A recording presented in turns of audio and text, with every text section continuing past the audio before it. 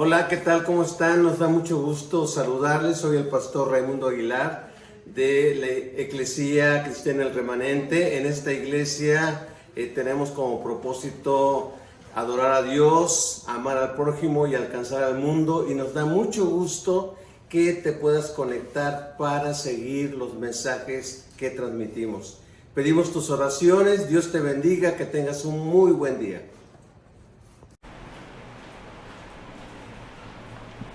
Yo quisiera que mantuvieran sus Biblias abiertas en este pasaje de Hebreos capítulo 12. Y me llama mucho la atención lo que el versículo 2 nos dice. Esto lo hacemos al fijar la mirada en Jesús, el campeón que inicia y perfecciona nuestra fe. Luego dice, debido al gozo que le esperaba, Jesús soportó la cruz sin importarle la vergüenza que ésta representaba. Y una de las preguntas que yo me estuve haciendo al estar meditando en este mensaje es, ¿qué cosas le producen gozo al Señor Jesucristo? ¿De qué está hablando el escritor de Hebreos, donde dice que teniendo el gozo que está por delante, eso fue tan valioso, tan poderoso, que Él tuvo el ánimo de soportar la cruz y la vergüenza que esto implicaba? Entonces, el Señor enfrentó, como dice la introducción, sufrimientos. Sin embargo, enfrentó la cruz con la confianza del fruto que obtendría de ellos. ¿Qué cosas le producen gozo a Cristo en este tiempo? Y debemos de hacernos la misma pregunta para nosotros. ¿Qué cosas que le producen gozo a Cristo nos deben de producir gozo como sus hijos en medio de los problemas, en medio de las pruebas que pudiéramos en un momento dado estar viviendo? Por eso yo a este mensaje le titulé El gozo de Cristo en su reino. Y debo de confesar que aunque he predicado este pasaje con otros enfoques, yo quiero en este día enfocar cada uno de los pensamientos que vamos a ver hoy en el gozo de Cristo. ¿Qué cosas le producen gozo a Cristo y qué cosas nos deben de producir gozo a nosotros? El primer pensamiento que les quiero dejar en su corazón es: ¿qué cosas le producen gozo a Cristo? Ver a una multitud de testigos, ver a una gran multitud de testigos. Vean lo que dice en la Nueva Traducción Viviente, el versículo 1. Por lo tanto, ya que estamos rodeados por una enorme multitud de testigos de la vida de fe, quitémonos de todo peso y del pecado que nos asedia. Ahora, la imagen que tiene el escritor de Hebreos es una imagen deportiva, es una imagen de los deportes que ya en esos tiempos se practicaba. Y dicen que todavía no surgía el maratón, pero sí había carreras como de 3 millas y habían otros tipos de carreras. Y lo que yo he escuchado muchas veces, que vale comentarlo, es que lo que está diciendo el escritor al cristiano es: tú corre la carrera, o tú lleva a cabo la carrera cristiana, la carrera de Dios, sabiendo de que hay espectadores que corrieron antes de ti, gente que te está viendo, que antes ya compitió. Ahora, ¿a quién se refiere esta gran nube o esta multitud de testigos? Yo pienso que se refiere a todos los creyentes del Antiguo Testamento, creyentes como Abel, que aunque sufrió la muerte, la violencia por parte de su hermano Caín, él se mantuvo fiel al Señor. Podemos pensar en un Abraham, podemos pensar en un José, podemos pensar en un Judá, podemos pensar en un Moisés, en los papás de Moisés, podemos pensar en Josué, en los jueces, y podemos pensar en esa larga lista de testigos, de gente que dio testimonio de su fe en lo que es Hebreos 11. Si ustedes leen Hebreos 11, el escritor de Hebreos menciona una larga lista de personajes, algunos por nombres, otros no por nombres, pero que fueron testigos de su fe, testigos de la fe en Cristo. Así que cuando Jesucristo estaba en la cruz y cuando Jesucristo estaba sufriendo el rechazo de la gente, el oprobio, las burlas, el desprestigio, la vergüenza, por causa de la misión que él venía a cumplir y por causa del pecado, dice la Biblia que él soportó, sabiendo el gozo que estaba delante. ¿Qué gozo? Esa gran multitud de personas que tuvieron la fe, que fueron fieles, que se mantuvieron en él, pero también el gozo de los que venían, el gozo de aquellos que iban a creer también en él. Si ustedes recuerdan en Juan 17, cuando el Señor hace la famosa oración sacerdotal, él dice: te pido por estos, que los que tú me diste no decaigan, sino que sean uno. Pero también agrega: te pido también por aquellos que han de creer por la palabra de estos. Jesús está pensando no nada más en aquellos creyentes del pasado, por los cuales él también murió. Jesús estaba pensando en la iglesia en ese tiempo, en el tiempo del escritor de Hebreos, pero también se estaba pensando en los que habrían de creer por la gente que se mantuvo fiel al Señor. Es muy interesante que la palabra en griego para la palabra testigos es martirión. Martirión. ¿Qué significa esto? Que los testigos eran mártires, que para dar testimonio de Jesucristo, muchos de estos personajes sufrieron persecución, sufrieron encarcelamiento y muchos de ellos sufrieron la muerte. ¿Te imaginas esto? Dar testimonio de Jesucristo muchas veces implicó sufrimiento. Pero el que nos abrió camino en esta carrera de fe, en esta carrera que implica enfrentar luchas, implica enfrentar obstáculos, implica enfrentar agotamiento, implica enfrentar pruebas, implica enfrentar tropiezos, agotamiento y cansancio. Él lo pasó el Señor Jesucristo. Pero ¿qué le producía gozo? Ver que muchas personas, tanto en el pasado como en el tiempo presente del escritor de Hebreos, que la iglesia a la que les escribía el escritor de Hebreos era una iglesia que estaba pasando persecución y luchas. Pero yo pudiera decir en un momento dado, en toda la historia, en estos 21 siglos que llevamos, hay una larga lista de testigos de fe. hay una larga lista de mártires, hay una larga lista de gente que corrió la carrera sin importar vergüenza, sin importar rechazo, sin importar burla. Ellos corrieron.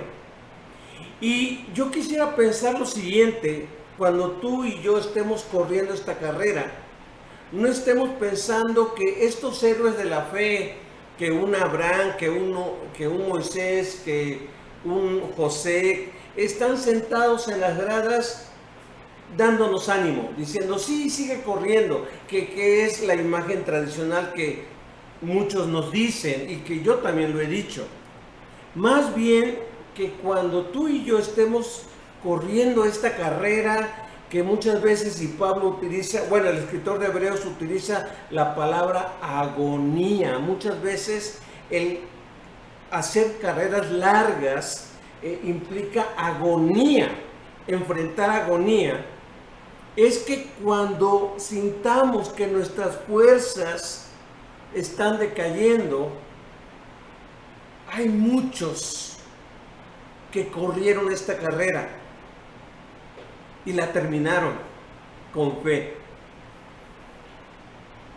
Compitieron, corrieron, enfrentaron dificultades y la terminaron.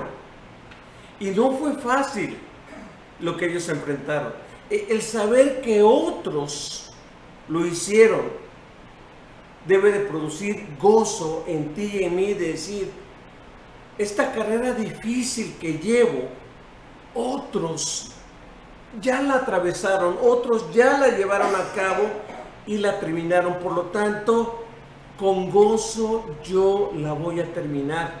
Y vean, el gozo no está peleada con la tristeza.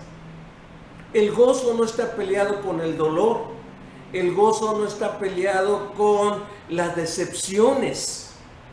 Dice el apóstol Pablo, como entristecidos, pero siempre gozosos.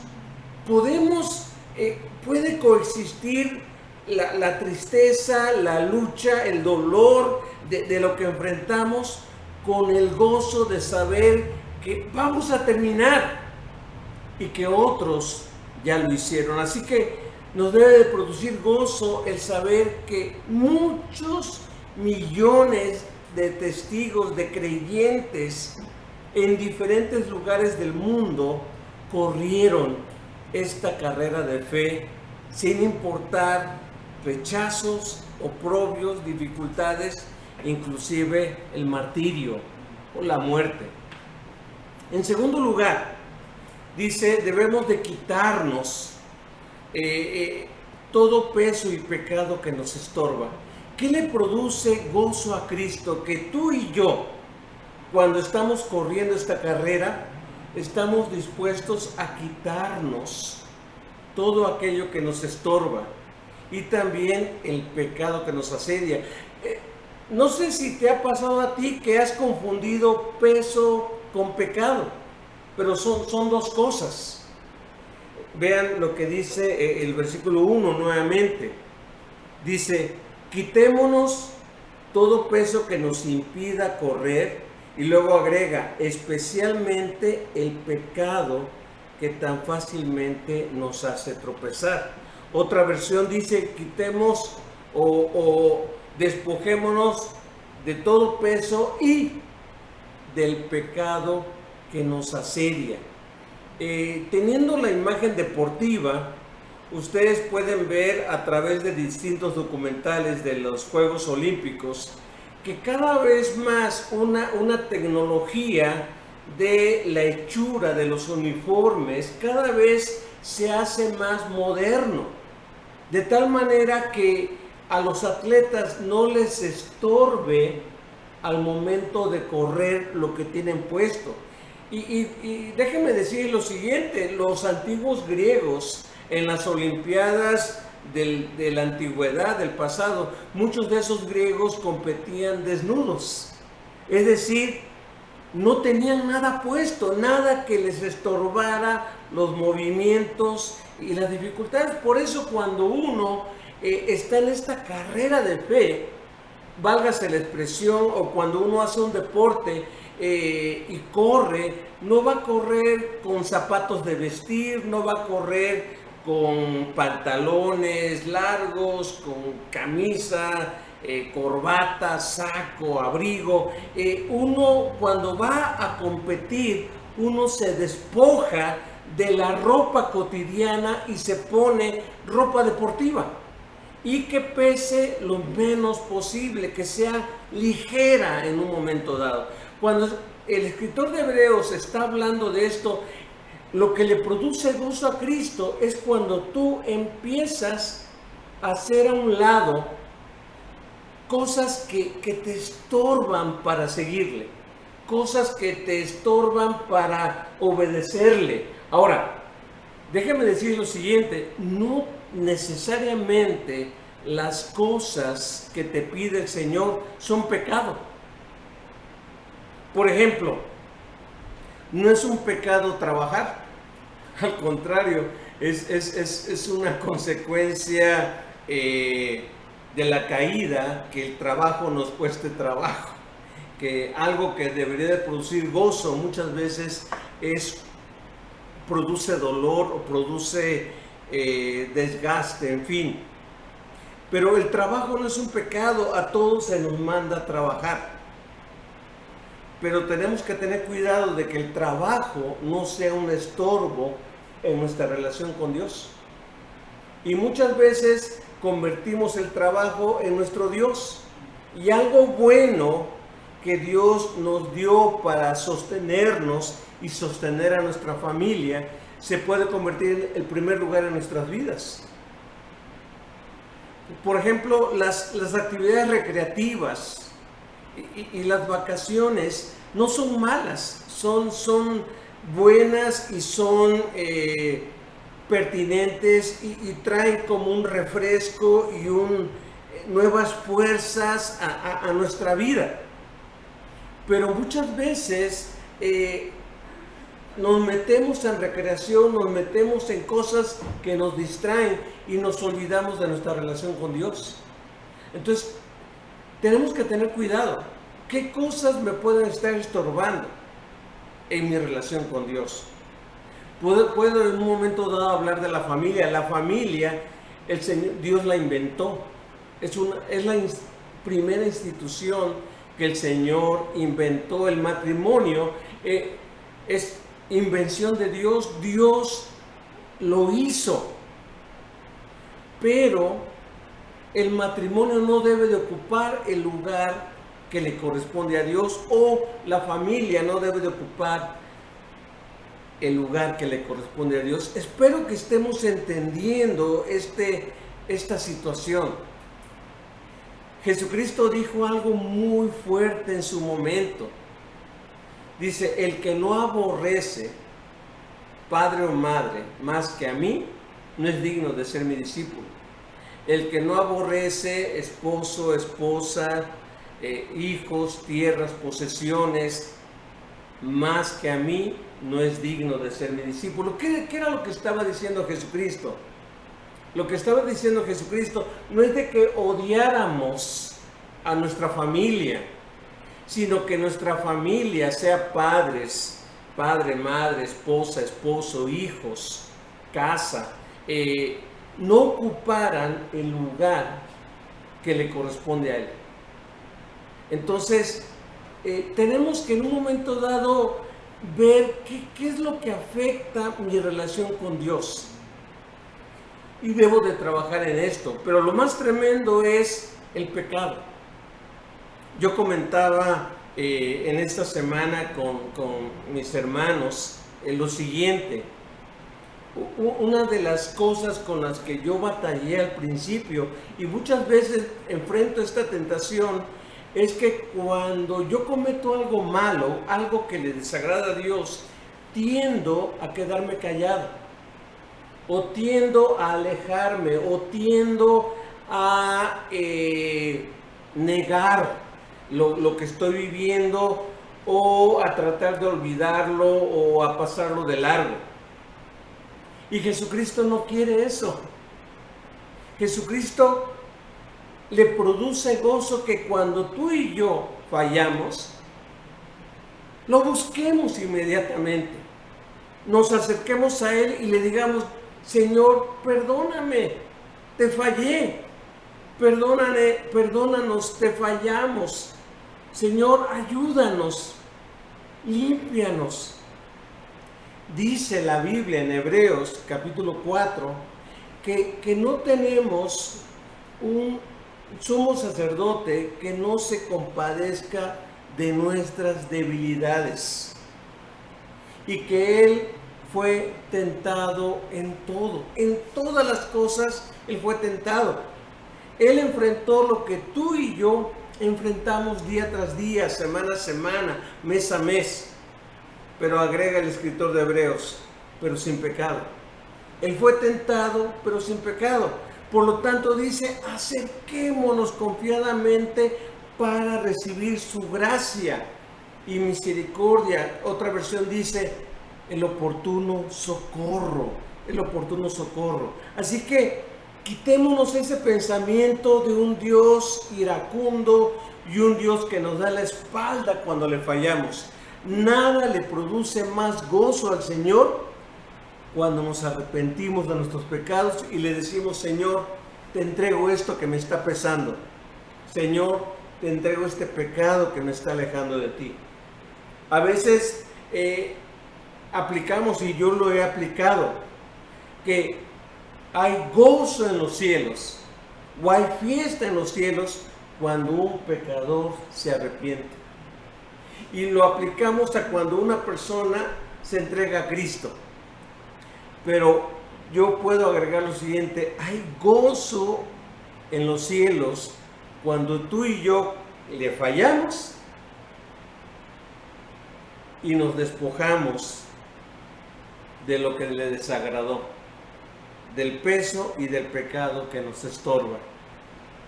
Dios se goza y Dios nos recuerda: por eso morí, por eso pagué por ti, por eso di mi vida, para que tú pudieras caminar, avanzar sin pesos, sin cargas, sin cosas que te estorben. Para eso di mi vida. Y yo creo que lo que nos debe de producir gozo a ti y a mí es cuando alguien que anda mal, cuando alguien que está tambaleándose, cuando alguien que está debilitado, cuando alguien que está resentido y lleno de enojo y amargado se despoja de eso y le dice: Dios, ayúdame. Debemos de orar por nuestros hermanos, orar por nuestros amigos cristianos, orar por aquella gente que conocemos que está luchando por caminar, por seguir a Dios, para que se despojen de ese peso que les estorba para caminar con Dios, para correr con Dios. Y también que se despojen de ese pecado, especialmente de ese pecado. Y el escritor de Hebreos no dice un pecado específico, dice el pecado. El pecado. Algunos dicen que el escritor de Hebreos se está refiriendo a la infidelidad, o se está refiriendo a hacer a Dios a un lado y poner otra cosa en su lugar. Es interesante que dice especialmente el pecado, que tan fácilmente nos hace tropezar. Yo no pudiera decir cada quien tiene un pecado específico. Otro comentarista dice: el pecado al que se refiere el escritor de Hebreos es la codicia. Es cuando ponemos otra cosa en lugar de Dios, otra cosa que no nos corresponde en el lugar de Dios. No hay nada más maravilloso que le produzca gozo a Jesucristo cuando nos despojamos de aquello que nos estorba y del pecado. Y Jesucristo está sentado a la diestra y dice: amén, por eso morí, por eso pagué. Por último, ¿qué otra cosa le produce gozo a Cristo? En tercer lugar, vernos correr la carrera de Dios. Vernos correr la carrera de Dios. Cuando Jesucristo ve que corremos Él se goza. Y el ver correr a otros debe de producirnos gozo. Es triste cuando alguien se para y cuando alguien ya no quiere correr. Ahora, vean una cosa, no está hablando de una carrera de velocidad, está hablando de una carrera de perseverancia. Esto implica muchas millas, esto implica muchos metros, esto implica una carrera larga. Y en una carrera larga, tú y yo vamos a enfrentar la tentación de abandonar. Hay personas que se tiran al piso, cansadas. Y cuando habla de correr, vean la palabra que usa aquí. Y corramos con perseverancia. La palabra perseverancia en griego es la palabra agonía. Y no estamos hablando del maratón, pero el maratón es un ejemplo. Es un ejemplo de esos competidores que uno los ve tambalearse. Uno los ve en un momento dado dejar de correr y empezar a tambalearse y dar pasos.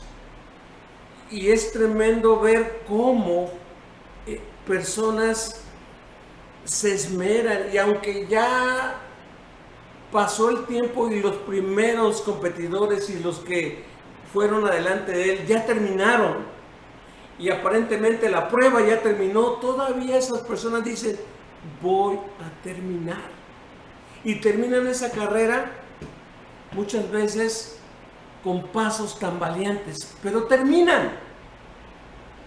Eso le produce gozo a Cristo, que si empezamos la carrera de fe, terminemos esa carrera de fe.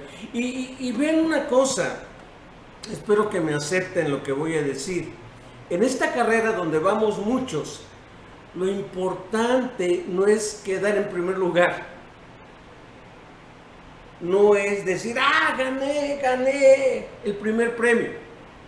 Lo importante es que todos terminemos, que yo me goce y yo termine. Es emocionante y conmovedor ver cómo un atleta se para y ayuda a otro que va corriendo. Y uno dice: sigue tú corriendo y termina tú.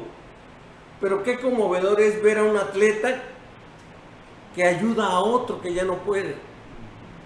Y van los dos caminando hasta que terminan la meta.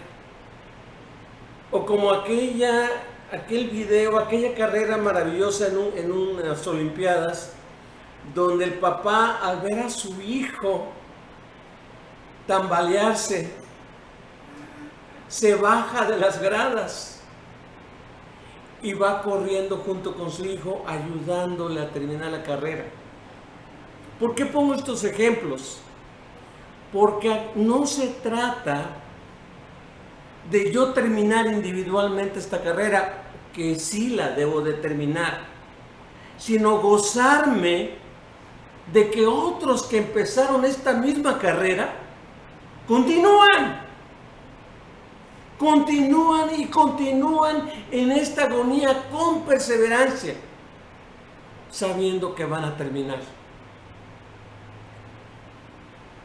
Y lo digo al contrario, a Cristo le produce tristeza alguien que empieza esta carrera y que no la termina. Y nos produce a nosotros tristeza conocer amigos, conocer familiares que empezaron junto con nosotros, que se cansaron y no terminaron. A Cristo le produce gozo que tú te animes y digas: voy en esta carrera. Y algo maravilloso que dice el versículo 3, me parece. Bueno, el versículo 2. Fijando la mirada en Jesús. Y luego dice el campeón. Otra versión dice el precursor, el pionero. el que inicia y perfecciona nuestra fe. En otras palabras, Cristo es nuestro alfa y nuestro omega.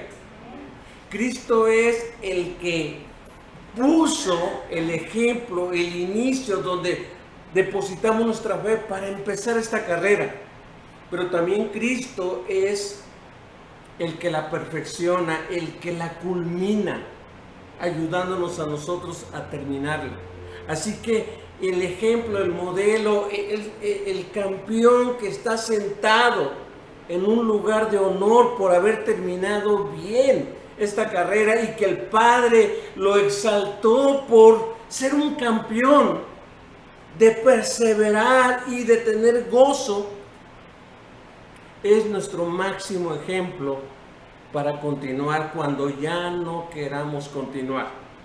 Por eso el versículo 3 concluye diciendo lo siguiente: piensen en toda la hostilidad que soportó el Señor Jesucristo de parte de pecadores.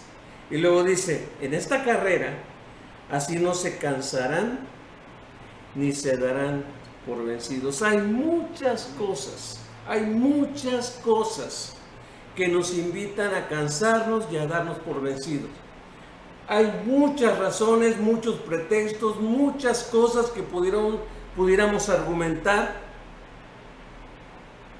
para cansarnos y para darnos por vencidos. A mí me emocionan las carreras donde se ve que un competidor cae y los demás se adelantan, y ver cómo ese competidor, esa competidora se levantan y terminan la carrera y ganan la carrera. Pero aquí estamos hablando de terminar, gozarnos en terminar y en que otros terminen sabiendo que el que va adelante la terminó con gozo en medio de la oposición.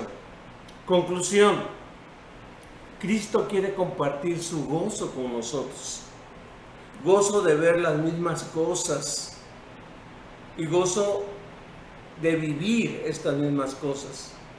Preparémonos como iglesia para que el gozo de Cristo sea una constante en nuestras vidas. Seguramente hay otros que están pasando momentos difíciles y que tal vez se les ha cruzado la tentación, el pensamiento de cánsate ya o date por vencido ya. No lo hagamos, no nos cansemos, no nos demos por vencidos. Fijemos nuestra vista en Jesús para que muchos otros participen del mismo gozo. ¿Lo haremos? Amén. ¿Lo harás? Amén. Vamos a orar. Bendito Señor y Padre nuestro, gracias. Gracias por tu palabra. Gracias por las cosas que te producen gozo. Gracias por la gran multitud de héroes de la fe, de personas que pusieron su fe en ti y que aunque enfrentaron adversidades, pudieron terminar con gozo su carrera. Gracias porque tenemos la oportunidad, cuando hay cosas que nos estorben o cuando hay pecados que nos hagan tropezar, venir a ti sabiendo que al venir a ti eso te produce gozo y que hay fiesta en los cielos cuando un pecador se arrepiente. Hay gozo cuando nos arrepentimos y venimos a ti.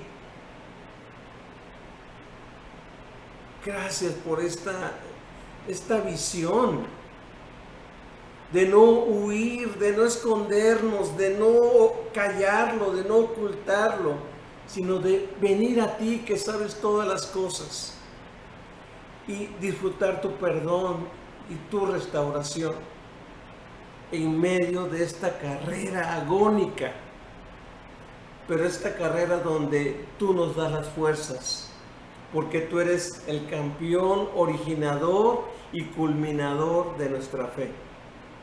Gracias por este día. Nos ponemos y seguimos en tus preciosas manos, en el nombre de Jesucristo. Gracias, Señor. Amén, Padre. Amén.